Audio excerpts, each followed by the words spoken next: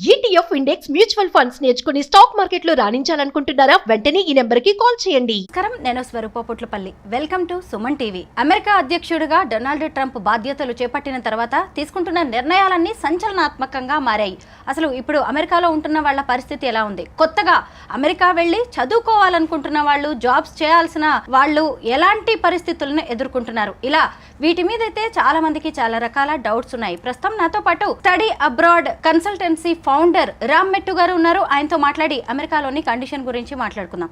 నమస్తే రామ్ గారు. నమస్తే అండి. మీరు చాలా కాలంగా కన్సల్టెన్సీ రన్ చేస్తూ ఉన్నారు కదా, మీకు తెలుసు అసలు అమెరికాలో కండిషన్ ఎలా ఉంటుంది, స్టూడెంట్స్ని ఇక్కడ నుంచి పంపించాలా లేదా, వాళ్ళు ఎలాంటి జాగ్రత్తలు తీసుకోవాలి, వీటన్నిటి గురించి కూడా మీరు అవేర్నెస్ కల్పిస్తూ ఉంటారు.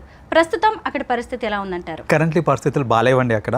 అయితే స్పెషలీ ఇల్లీగల్ ఇమిగ్రెంట్స్ ఎవరైతే ఉంటారో లేదా డాక్యుమెంట్స్ లేకుండా ఎవరైతే ఇమిగ్రేట్ అయి ఉన్నారో వాళ్ళకి ప్రాబ్లమ్స్ ఎక్కువగా ఉన్నాయండి. అంటే చాలా మంది ఏంటంటే ఇప్పుడు ప్రాపర్ డాక్యుమెంటేషన్ తోటి స్టడీస్ కోసం వెళ్ళిన వాళ్ళు లేదా ఎంప్లాయ్మెంట్ కోసం వెళ్ళిన వాళ్ళు కూడా భయపడాల్సిన స్థితిలో ఉన్నారు కరెంట్లీ చూడాలంటే. ఇది ఎందుకు అలా అవుతుంది అని అంటే, నిన్న ఒక్కరోజు మాత్రమే ఆల్మోస్ట్ 2200 మెంబర్స్ ని వాళ్ళు పట్టుకున్నారు, ఇల్లీగల్ ఇమిగ్రెంట్స్ ని పట్టుకున్నారు వాళ్ళు. రికార్డు స్థాయిలో అరెస్టులు జరిగాయి అమెరికాలో.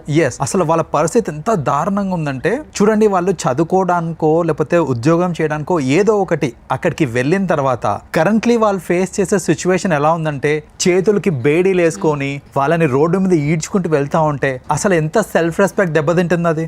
వాళ్ళకి తెలిసిన వాళ్ళందరూ వాళ్ళ చుట్టాలు వీళ్ళందరి మధ్యన వాళ్ళకున్న ఆ వాల్యూ అంతా పోయినట్టే కదా అక్కడ. అండ్ సెల్ఫ్ రెస్పెక్ట్ దెబ్బతింటుంది అక్కడ. వాళ్ళకి వాళ్ళే అసలు ఇంటి నుంచి బయటికి రావాలంటే భయపడే స్థితి. ఎలా ఫీల్ అవుతున్నారంటే, ఇన్ని రోజులు గర్వంగా చెప్పుకున్నారు నేను యుఎస్లో ఉన్నాను, యుఎస్లో ఉంటున్నాను అని గర్వంగా చెప్పుకునే వాళ్ళంతా నేను ఏదో జైల్లో ఉన్నాను అనే ఫీలింగ్లో ఉన్నప్పుడు కరెంట్లీ. సో అసలు ఈ లెవెల్ రావడానికి రీజన్ ఏంటంటే, ఇమిగ్రేషన్ డిపార్ట్మెంట్, వాళ్ళది ఒక ఇమిగ్రేషన్ డిపార్ట్మెంట్ ఉందండి. ఆ డిపార్ట్మెంట్ ఇలా డాక్యుమెంట్స్ లేకుండా ఎవరైతే ఉంటారో వాళ్ళందరినీ ట్రేస్ అవుట్ చేసి పట్టుకొని అరెస్ట్ చేస్తున్నారు. అయితే ఇంతకు ముందు కూడా ట్రేస్ అవుట్ చేసిన వాళ్ళు చాలా మంది ఉన్నారు. ఇప్పుడు భయం దేని వల్ల వస్తుంది అని అంటే, అలా ట్రేస్ అవుట్ చేసిన వాళ్ళందరినీ వీళ్ళు ఏం చేస్తారంటే యాంకిల్ ట్రాకింగ్ అని ఒకటి ఉంటుంది వీళ్ళకి. సో యాంకిల్ ట్రాకింగ్ ఏంటంటే వాళ్ళ వివరాలన్నీ తీసుకొని, సరే ఇల్లీగల్ ఇమిగ్రెంట్స్ కానీ వీళ్ళ వల్ల మనకి ఏమీ ప్రాబ్లం లేదు అనే వాళ్ళకి నమ్మకం కుదిరింది అనుకోండి, వాళ్ళు మళ్ళీ దేశాలకు వెనక్కి పంపించట్లేదు, వాళ్ళని ఉంచుతున్నారు కానీ యాంకిల్ ట్రాకింగ్ చేస్తున్నారు. యాంకిల్ ట్రాకింగ్ ఏంటంటే వీళ్ళు అసలు ఎక్కడికి వెళ్తున్నారు, ఏం చేస్తున్నారు, ఎవరితో మాట్లాడుతున్నారు, ప్రతి ఒక్కటి త్రూ సోషల్ మీడియా కానివ్వండి, వాళ్ళకి సపరేట్ అప్లికేషన్స్ ఉంటాయి, శాటిలైట్ ఇవన్నీ ఉంటాయి, సెల్ ఫోన్ మానిటరింగ్ కూడా. ఎగ్జాక్ట్లీ, సెల్ ఫోన్ మానిటరింగ్ ఇవన్నీ చేసుకుంటూ ఏంటంటే వాళ్ళ కదలికలన్నీ వాళ్ళు చూసుకుంటున్నారు. అయితే అలా ఇంతకుముందు అరెస్ట్ అయ్యి అలా వాళ్ళని మళ్ళీ వాళ్ళ దేశానికి వెనక్కి పంపించకుండా ఇన్ని రోజులు చూసుకున్నారు. కానీ కరెంట్లీ ఇప్పుడు ఏమవుతుందంటే, అలాంటి వాళ్ళని కూడా పిలిపించి అరెస్ట్ చేసే పరిస్థితికి వచ్చిందనమాట ఇప్పుడు. సో అలా అరెస్ట్ చేయడం వల్ల ఏంటంటే జనాలకి భయం పట్టుకుంది. అంటే అరెస్ట్ చేసి వెనక్కి పంపించేస్తున్నారు, ఇంకా మనకి లైఫ్ ఏంటి, ఫ్యూచర్ ఏంటి, ఎన్నో కోట్లు ఖర్చు పెట్టుకొని వచ్చి ఉంటారండి వాళ్ళందరూ. ఇప్పుడు ఏంటంటే చదువుకోవడానికన్నా కానివ్వండి, లేకపోతే అలా ఇల్లీగల్గా రావడానికి కొన్ని కన్సల్టెన్సీస్కి వాటికి వీటికి వీళ్ళు ఏం చేస్తారంటే థర్డ్ పర్సన్స్కి అమౌంట్ ఇచ్చి వెళ్ళుంటారు. సో ఇప్పుడు ఆ అమౌంట్ రాబట్టుకుందామనే లోపే అరెస్ట్ అయ్యి మళ్ళీ వెనక్కి వచ్చేస్తామనే బాధ, భయం ఇవన్నీ అక్కడ జనాల్లో ఉన్నాయి కరెంట్లీ. ఇంకా ఇంకొక యాంగిల్ చూస్తే అండి, అన్ని డాక్యుమెంట్స్ పర్ఫెక్ట్గా ఉండి వెళ్ళిన వాళ్ళు కూడా అసలు బయటికి రావాలంటే భయపడుతున్నారు. ఎందుకంటే వాళ్ళకి జరిగే ప్రొఫైలింగ్ కానివ్వండి, స్క్రీనింగ్ కానివ్వండి, ఇవన్నీ కూడా ఒక నెక్స్ట్ లెవెల్ స్క్రీనింగ్ జరుగుతుంది. ఇంతకుముందు వీసా ఇంటర్వ్యూస్, అంటే ఇక్కడ నుంచి యూఎస్కి వెళ్ళాలంటే వీసా ఇంటర్వ్యూస్లో జనరల్ క్వశ్చన్స్ అడిగేటోళ్ళు వాళ్ళు. లైక్ ఎందుకు వెళ్దాం అనుకుంటున్నావు, యూఎస్కి ఎందుకు వెళ్దాం అనుకుంటున్నావు, నీ క్వాలిఫికేషన్ ఏంటి, ఏ కంపెనీలో పనిచేద్దాం అనుకుంటున్నావు, లేకపోతే ఏ యూనివర్సిటీలో చదువుదాం అనుకుంటున్నావు, ఈ క్వశ్చన్స్ ఉంటాయి. కరెంట్లీ ఇప్పుడు ఏంటంటే సోషల్ మీడియా ప్రొఫైలింగ్ కూడా జరుగుతుంది. సో వాళ్ళ సోషల్ మీడియా హ్యాండిల్స్ ఏంటి, దాంట్లో వాళ్ళు ఎలాంటి పోస్టులు పెడుతున్నారు, అవన్నీ ఓకేనా, లేకపోతే ఏదన్నా అంటే వాళ్ళ మైండ్ సెట్ ఎలా ఉంది, వాళ్ళ యాటిట్యూడ్స్ ఎట్లా ఉన్నాయి, ఇవన్నీ తెలుసుకోవడానికి ఏంటంటే కరెంట్లీ ఇప్పుడు యుఎస్ గవర్నమెంట్ వాళ్ళ సోషల్ మీడియా అకౌంట్స్ ని ప్రొఫైలింగ్ చేస్తా ఉంది. ఎస్ రామ్ గారు, మనం సోషల్ మీడియా వెట్టింగ్ గురించి మాట్లాడుకోవాలి. అసలు ఒక స్టూడెంట్ కి వీసా ఇవ్వాలా వద్దా అనేది కూడా ఆన్లైన్ లో వాళ్ళ యాక్టివిటీ ఎలా ఉంది అని అఫీషియల్స్ చూసి మరీ ఇస్తున్నారు. సోషల్ మీడియా వెట్టింగ్ గురించి కూడా ఇప్పుడు బాగా టాక్ నడుస్తుంది, దాని గురించి చెప్పండి. డెఫినెట్గా అండి. సో ఈ సోషల్ మీడియా వెట్టింగ్ గురించి చెప్పాలి అని అంటే, చాలా మంది అండి సోషల్ మీడియా అనే ప్లాట్ఫామ్ని మిస్యూజ్ చేసుకొని వాళ్ళ వ్యూస్, వాళ్ళ థాట్స్, నాకు రైట్ టు ఫ్రీడమ్ ఉంది, నేను ఎక్స్ప్రెస్ చేయగలుగుతాను అనేసి వాళ్ళ కంటెంట్, ఇష్టం ఉన్న కంటెంట్ని వాళ్ళు ఎక్స్ప్రెస్ చేయటము, ఏదైనా అది పొలిటికల్ వ్యూస్ అవ్వచ్చు, లేకపోతే ఏదైనా అవ్వచ్చు, వాళ్ళు పెట్టే పోస్టులు ఉండి వాళ్ళ ఫ్రెండ్స్ సర్కిల్లో ఎవరున్నారు, వాళ్ళు ఎలాంటి గ్రూప్స్ని ఫాలో అవుతున్నారు, దేంట్లో వాళ్ళు యాక్టివ్గా ఉంటున్నారు, ఈ యాక్టివిటీస్ అన్నీ కూడా సోషల్ మీడియాలో రికార్డ్ అవుతూ ఉంటాయి. వాళ్ళు పెట్టిన పోస్టుల నుంచి అన్నీ. కరెంట్ సిచ్యువేషన్ ఏంటంటే ఆల్రెడీ యూఎస్లో ఉన్న స్టూడెంట్స్కి కూడా ప్రొఫైలింగ్ జరుగుతుంది. స్టూడెంట్స్ కానివ్వండి, ఎంప్లాయీస్ కానివ్వండి, వాళ్ళకి కూడా ప్రొఫైలింగ్ అవుతుంది. ఎవరైతే వెళ్దాం అనుకుంటున్నారో వాళ్ళని కూడా చూస్తున్నారు. సో ఇలా చూడటం వల్ల ఏంటంటే వాళ్ళకి ఏదన్నా కొంచెం తేడా కొట్టింది అనుకోండి, అరే వీడి మైండ్ సెట్ బాగాలేదు, లేకపోతే వీడి ఇంటెన్షన్స్ కరెక్ట్గా లేవు అని వాళ్ళకి ఏమైనా అనిపించింది అని అంటే వాళ్ళకి వీసా ఇవ్వకపోవడం, లేదా వాళ్ళు ఆల్రెడీ యూఎస్లో ఉంటే కనుక వాళ్ళని డిపోర్ట్ చేయడం, మళ్ళీ బ్యాక్ టు ఇండియా పంపించడం, ఇలాంటి యాక్టివిటీస్ కూడా జరుగుతున్నాయి. అయితే స్టూడెంట్స్ కానీ ఎవరన్నా సరే తెలుసుకోవాల్సింది ఏంటిదనంటే, మీ సోషల్ మీడియా ఒకవేళ నార్మల్గా న్యూట్రల్గా ఉందనుకోండి, భయపడాల్సిన పని లేదు. రైట్, మీ సోషల్ మీడియాలో ఏదన్నా వ్యతిరేకంగా, అంటే మరి ఎవరికైనా వ్యతిరేకంగా ఏదన్నా రాయటం కానివ్వండి, లేకపోతే ఎనీథింగ్ విచ్ ఈస్ ఎక్స్ట్రీమ్, అలాంటి ఏదైనా పోస్టులు పెట్టారనుకోండి, పొలిటికల్ పోస్టులు ఇలాంటివి ఏమైనా ఉన్నాయనుకోండి, అవి మాత్రమే డిలీట్ చేయండి. అంతవరకు మాత్రమే డిలీట్ చేయండి. అంతేగాని కొందరు ఏం చేస్తున్నారంటే స్టూడెంట్స్ ఎందుకు వచ్చింది, ఎక్కడ వాళ్ళు మిస్టేక్ పట్టేస్తారేమో అనేసి సోషల్ మీడియా అకౌంట్స్ని డిలీట్ చేసుకుంటున్నారు, విచ్ ఈస్ వెరీ రాంగ్. మీరు సోషల్ మీడియా అకౌంటే డిలీట్ చేశారనుకోండి, మీకు ఇబ్బంది ఏమొస్తుందంటే, మీ సోషల్ మీడియా అకౌంట్ చెప్పండి అని అన్నప్పుడు no I don't use it, లేకపోతే నాకు లేదు అని చెప్పారనుకోండి, వాళ్ళకి డౌట్ క్రియేట్ అవుతుంది. ఉంది కానీ వీళ్ళు డిలీట్ చేశారేమో, అంటే వీళ్ళు డిలీట్ చేశారంటే దాంట్లో ఏదో తప్పుగా వీళ్ళు పోస్టులు చేస్తుంటారు. So let us not consider him అన్నట్టు ఒక నెగటివ్ ఇంప్రెషన్ క్రియేట్ అయిపోయి మొత్తానికే మోసం వచ్చే ఛాన్సెస్ ఉంటాయి. కాబట్టి అకౌంట్స్ డిలీట్ చేయకండి. అకౌంట్స్లో ఏదైనా విపరీతంగా ఏమైనా రాసున్న పోస్టులు కానీ, పొలిటికలీ వ్యతిరేకంగా ఏమైనా రాసున్నారు, లేదా యూఎస్కి వ్యతిరేకంగా ఏమైనా రాసున్నారంటే అవిటిని మాత్రమే తొలగించండి. అన్నిటినీ డిలీట్ చేయాల్సిన అవసరం లేదు. అలా చేయటం వల్ల అన్నిటినీ ఒకవేళ డిలీట్ చేయడము, లేదా అసలు అకౌంటే డిలీట్ చేయడం చేస్తే కనుక ఖచ్చితంగా అది ఇంకా మేలు కంటే కీడు ఎక్కువ చేస్తుంది. కరెక్టే.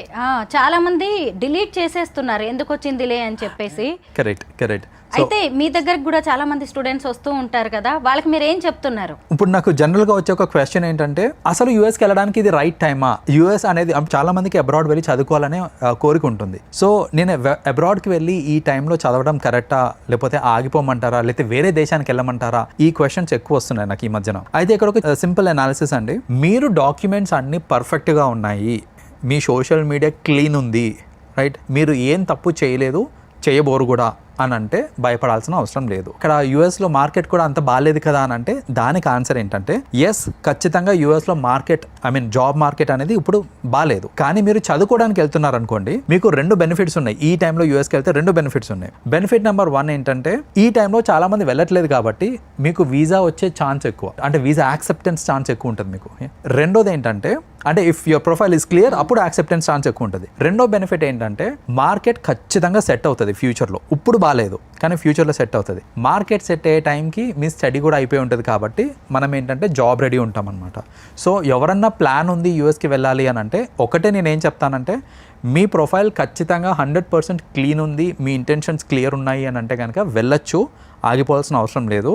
కానీ మీ డాక్యుమెంట్స్ కరెక్ట్గా లేవు, లేదా మీ ఇంటెన్షన్ కరెక్ట్ కాదు, నేను అక్కడికి వెళ్ళి ఏదో పార్ట్ టైంలో చేసుకుంటూ బతికేద్దాం అనుకుంటున్నాను, లేదా ఇంకేదైనా ఇంటెన్షన్ వల్ల వెళ్దాం అనుకుంటున్నానంటే కనుక వెళ్ళకండి, వెళ్ళి ఇబ్బంది పడతారు మీరు అక్కడ.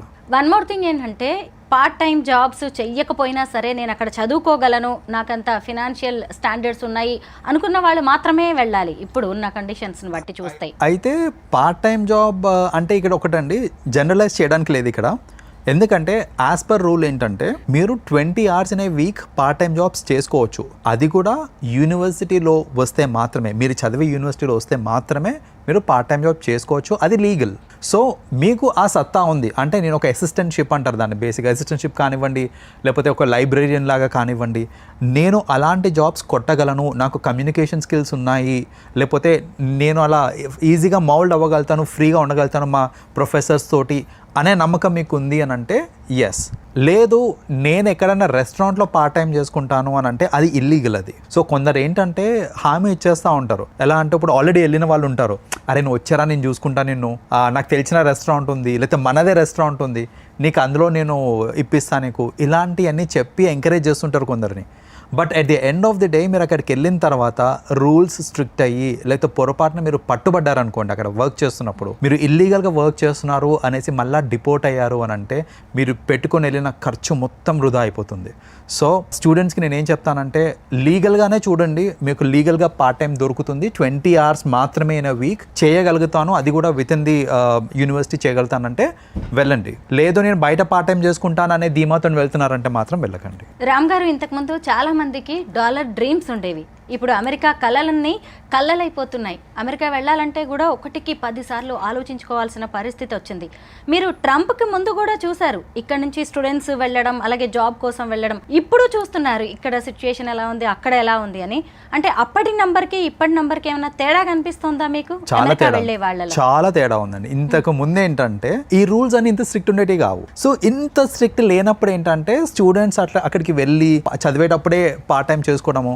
నేను చెప్పాను కదా, డిఫరెంట్ ప్లేసెస్లో పార్ట్ టైం చేసుకునే వాళ్ళు ఇంతకుముందు అంతా. మన రెస్టారెంట్స్లో అవ్వచ్చు, లేకపోతే సూపర్ మార్కెట్స్లో అవ్వచ్చు, అలా ఎక్కడంటే అక్కడ చేసుకునే వాళ్ళు, విచ్ ఈజ్ యాక్చువల్లీ ఇల్లీగల్. కానీ గవర్నమెంట్ స్ట్రిక్ట్ లేకుండే అప్పుడు. గవర్నమెంట్ స్ట్రిక్ట్ లేదు కాబట్టి జనాలందరూ ఏంటంటే ఇక్కడ చేసే పని కంటే అక్కడ చేస్తే డబ్బులు ఎక్కువ వస్తాయి కదా అనే ధీమాతోటి ఆ డాలర్ డ్రీమ్స్ అని అలా క్రియేట్ అయినవన్నీ. కరెంట్ సిచ్యువేషన్ ఏంటంటే ఆల్రెడీ ఉన్న రూల్స్ని స్ట్రిక్ట్ చేశారు వాళ్ళు, కొత్తగా పెట్టిందేం లేదు, ఉన్న రూల్స్ని స్ట్రిక్ట్ చేశారు. చేయడం వల్ల ఏంటంటే ఇలా పార్ట్ టైం జాబ్స్ చేసుకుందాం అనుకున్న వాళ్ళందరూ ఇక వెళ్ళడం అనేది వేస్ట్ అన్నట్టు వాళ్ళు ఆగిపోతున్నారు. అలాంటి సంఖ్య ఆల్మోస్ట్ ఒక 70% మంది ఉన్నారు. 70% స్టూడెంట్స్ ఏంటంటే చదువుకుంటూ జాబ్ చేసుకుంటూ డబ్బులు సంపాదిద్దాం అనే దృష్టితోనే వెళ్ళే వాళ్ళు ఎక్కువ మంది ఉన్నారు. సో ఇప్పుడు ఏంటంటే అది స్ట్రిక్ట్ అయిపోయినాయి కాబట్టి ఆబ్వియస్లీ అలాంటి వాళ్ళందరూ ఆగిపోతున్నారు. అది ఆగిపోయేసరికి నెంబర్ ఆఫ్ పీపుల్ వెళ్ళే వాళ్ళందరూ డ్రాస్టిక్గా తగ్గిపోయారండి. చెప్పాలంటే అంతకుముందు వెళ్ళే దాని మీద ఇప్పుడు ఒక 30% వెళ్తున్నారు అంతే యూఎస్కి. మరి అమెరికాకి ఆల్టర్నేటివ్ ఏంటంటారు? మనకి వేరే అదర్ కంట్రీస్ కూడా ఉన్నాయండి. ఇప్పుడు యూఎస్ అంటే it all depends on me intention ఏంటిది అనేసి. నేను సెటిల్మెంట్ కోసం వెళ్దాం అనుకుంటున్నాను అని అనుకుంటే మీరు యూఎస్ ఒకటే కాదు, మెనీ కంట్రీస్ ఉన్నాయి సెటిల్మెంట్కి. ఆస్ట్రేలియా ఉంది, కెనడా ఉంది, అఫ్ కోర్స్ యూకేలో మార్కెట్ అంత లేదు. So I will not take the name of UK because currently అక్కడ మార్కెట్ ఏం బాగాలేదు. బట్ మీకు ఆస్ట్రేలియా ఉంది, న్యూజిలాండ్ ఉంది, we have other countries. So మీరు క్వాలిటీ ఆఫ్ ఎడ్యుకేషన్ చూస్తున్నారా, క్వాలిటీ ఆఫ్ లైఫ్ చూస్తున్నారా, సెటిల్మెంట్ చూస్తున్నారా, డబ్బులు చూస్తున్నారా, మీకు ఏం కావాలి అనే దాని మీద మీరు అదర్ కంట్రీస్ని ప్రయారిటీస్ కింద తీసుకోవచ్చు. Like because at the end of the day currently market బాగాలేదు యూఎస్లో. బట్ ఆలోచించాల్సింది ఏంటంటే ఫ్యూచర్లో ఖచ్చితంగా మళ్ళీ రాణిస్తుంది. ఇవన్నిటిని దృష్టిలో పెట్టుకొని నిజంగా అంటే ఒక స్టూడెంట్ ప్రొఫైల్ ఏముంటుందో చూసుకొని ఆ ప్రొఫైల్కి తగ్గట్టు కంట్రీస్ని సెలెక్ట్ చేసుకుంటే బెటర్. ఒకప్పుడు మన నాలెడ్జ్ అంతా కూడా అమెరికాకి మైగ్రేట్ అయిపోతూ ఉంటుంది. ఒక రకంగా మైగ్రెంట్స్తోనే ఆ కంట్రీ అనేది ఫామ్ అయింది, మనందరికీ తెలిసిందే. అయితే ఈ టైంలో ఇప్పుడు చాలామంది అమెరికా వెళ్ళడానికి ఆలోచిస్తున్నారు కాబట్టే మన కేంద్ర ప్రభుత్వం కావచ్చు, మన రాష్ట్ర ప్రభుత్వాలు ఎలాంటి జాగ్రత్తలు తీసుకొని మన వాళ్ళకి ఇక్కడే మంచి ఆపర్చునిటీస్ కల్పిస్తే మంచిదంటారు? యాక్చువల్లీ ఇక్కడ ఆపర్చునిటీస్ కల్పిస్తే ఖచ్చితంగా మన వాళ్ళు ఉంటారండి. కాకపోతే ఇక్కడ ప్రాబ్లం ఏంటంటే the end of the day మీరు ఎంత టాలెంటెడ్ అన్నా సరే మీ శాలరీ రూపీస్లో వస్తుంది, అక్కడ ఏంటంటే శాలరీ డాలర్స్లో వస్తుంది. సో ఆ మ్యాచింగ్ అనేది కష్టం. ఇప్పుడు నేను అక్కడికి వెళ్ళి చేస్తే నాకు వచ్చే అమౌంట్ ఏదైతే ఉందో ఆ అమౌంట్ ఇక్కడ మ్యాచ్ చేయడం అనేది కొంచెం కష్టం. జనరల్గా ఏంటంటే ఆ మిస్ మ్యాచ్ వల్ల చాలా మంది ఇక్కడ నుంచి యూఎస్కి వెళ్ళిపోతూ ఉంటారు. All we can do is improve చేయొచ్చు, మేబీ ఇంకా ఆ పే స్కేల్స్ అని కొంచెం ఇంక్రీజ్ చేయడం లాంటివి చేయొచ్చు. But at the end of the day ఇదంతా ఒక ప్రైవేట్ ఆర్గనైజేషన్ మీద నడుస్తూ ఉంటుంది కాబట్టి గవర్నమెంట్ పెద్దగా ఇన్వాల్వ్ అవ్వడం అంతా కుదరకపోవచ్చు. బట్ మీరు ఇందాక అన్నట్టు ఐటీ కంపెనీస్ ని చాలా ఎస్టాబ్లిష్ చేయొచ్చు. ఐటీ ఇప్పుడు మనకి మన వాళ్ళకి ఇక్కడ జాబ్స్ రాక కాదండి, అక్కడ శాలరీలు ఎక్కువ ఉంటాయని మన వాళ్ళు వెళ్తూ ఉంటారు. లైఫ్ స్టైల్ కూడా బాగుంటుంది, అమెరికాలో ఉంటున్నాం అని చెప్పుకోవడం ఒక ప్రౌడ్ స్టేటస్ సింబల్. ఇదంతా ఇంతకు ముందు. ఇప్పుడు కరెంట్లీ అక్కడ ఉన్న వాళ్ళు అక్కడ గ్రీన్ కార్డ్ హోల్డర్స్ కూడా ఇక్కడ వేస్తే ఇంకా వచ్చేద్దామనే స్టేట్లో కూడా ఉన్నారు కొందరు. సో అలాంటి సిచ్యువేషన్స్ ఫేస్ అవుతున్నారు. బట్ ఎస్, ఇదంతా టెంపరీ సిచ్యువేషన్స్, ఇవి మారుతాయి, కొంచెం ఓపిక పట్టాలి. లేదు ఇండియాలోనే బాగుంటుంది అని మీరు అనుకుంటున్నారంటే ఆల్రెడీ అక్కడ నుంచి వచ్చేయాలనుకుంటే వచ్చేసి అది పర్సనల్ కాల్ అది. బట్ అసలు ఇంత దారుణంగా ఇంత స్ట్రిక్ట్ చేయడానికి ఇంకొక మేజర్ రీజన్ ఏంటంటే కొలరాడోలో రీసెంట్గా ఒక ఇష్యూ అయిందండి. లైక్ కొంచెం అటాక్స్ అవి అయినాయి. అది కూడా ఎవరి వల్ల అయినాయి అంటే ఇట్లా ఇల్లీగల్ ఇమిగ్రెంట్స్ వల్లనే అయినాయి. సో ఆ అటాక్స్ని బేస్ చేసుకొని ఇప్పుడు ఏం చేస్తున్నారంటే ఇదంతా ఇల్లీగల్ ఇమిగ్రెంట్స్ వల్ల మనకి సెక్యూరిటీ ఇష్యూస్ వస్తున్నాయి అని దాన్ని ఆసరాగా తీసుకొని ఇప్పుడు ఈ చర్నింగ్ అవుట్ ఎగ్జాక్ట్లీ ఫిల్టరేషన్ అంతా దానివల్ల అవుతుంది అనమాట ఇప్పుడు. రామ్ గారు, ట్రంప్ కి అలాగే హార్వర్డ్ యూనివర్సిటీకి మధ్య కూడా కోల్డ్ వార్ జరుగుతోంది. ఎగ్జాక్ట్లీ దాని గురించి కూడా డిస్కస్ చేయాల్సిందే. సో ఇప్పుడు చాలా మంది ఏంటంటే హార్వర్డ్ యూనివర్సిటీ అనేది ఒక డ్రీమ్ యూనివర్సిటీ లాగా పెట్టుకొని అక్కడికి వెళ్దామని అనుకుంటారు. కానీ ఆ హార్వర్డ్ యూనివర్సిటీ మేనేజ్మెంట్ కి ఇంకా ట్రంప్ కి they are not in good terms. వాళ్ళకి పడట్లేదు. ఆయన ట్రంప్ ఎట్లా అంటే ఇంకా హిట్లర్ టైప్, నేను నా మాట ఏ శాసనం ఇంకా నేను చెప్పిందే వినాలి అనే టైప్. సో అక్కడ బేసిక్గా ఏంటంటే హార్వర్డ్ యూనివర్సిటీ అనేది చాలా ప్రెస్టీజియస్ యూనివర్సిటీ, నీ మాట నేనేది ఏంది అన్నట్టు బేసిక్గా వాళ్ళకి మిస్అండర్స్టాండింగ్ అయితే ఉంది. గుడ్ టర్మ్స్ లేకపోవడం వల్ల ట్రంప్ ఇచ్చిన ఒక డిక్లరేషన్ ఏంటంటే హార్వర్డ్ యూనివర్సిటీకి ఎవరైనా వెళ్తున్నారు అని అంటే వాళ్ళకి వీసా గ్రాంటింగ్ అనేది మేము ఇవ్వము, లిమిట్ చేసేస్తాం. లేదా వీసా ఇచ్చినా కూడా దానికి వాళ్ళకి ఇచ్చే ఫెసిలిటీస్ కానీ వాళ్ళకి ఇచ్చే ఆప్షన్స్ ఏవైతే ఉంటాయో అవన్నిటిని కూడా రెస్ట్రిక్ట్ చేసేస్తాం అన్నట్టు ఒక స్టేట్మెంట్ రిలీజ్ చేశారనమాట. సో ఇప్పుడు ఏంటంటే హార్వర్డ్ యూనివర్సిటీ అంత ప్రెస్టీజియస్ యూనివర్సిటీకి వెళ్ళి చదవాలన్నా కూడా ఆలోచిస్తున్నారు జనాలు ఇప్పుడు. సో ఇది కూడా జరిగింది. అది బేసిక్గా నాకు తెలిసి at the end of the day set అవుతుంది అది కూడా. కానీ we have to leave it to time. Current situation అయితే బాగాలేదు. హార్వర్డ్ యూనివర్సిటీకి ఎవరైనా వెళ్దాం అనుకుంటున్నారంటే కనుక ఆలోచించండి ఒకసారి. బికాస్ మీ వీసా స్టేటస్ కానివ్వండి ఇవన్నీ కూడా కొంచెం లిమిట్ చేసి ఇస్తూ ఉంటారు అనమాట మనకి. మీరు అన్నది కూడా కరెక్టే. ఇదంతా టెంపరరీ. తన మార్కు చూపించడానికి డొనాల్డ్ ట్రంప్ ట్రై చేస్తున్నాడు. అలాగే రోమ్ వెళ్ళినప్పుడు రోమన్ లా ఉండాలని ఎలా చెప్తారో, అమెరికా వెళ్ళాలి అనుకుంటే ఖచ్చితంగా అక్కడ రూల్స్ పాటించాల్సిందే. వాళ్ళకి ఇవ్వాల్సిన డాక్యుమెంట్స్ వాళ్ళకి ఇవ్వాల్సిందే. క్లీన్ ఇమేజ్ తో వెళ్తేనే మంచిది. అమెరికానే కాదు ఎక్కడికైనా అదే మంచిది. Thank you so much Ram గారు. You're welcome.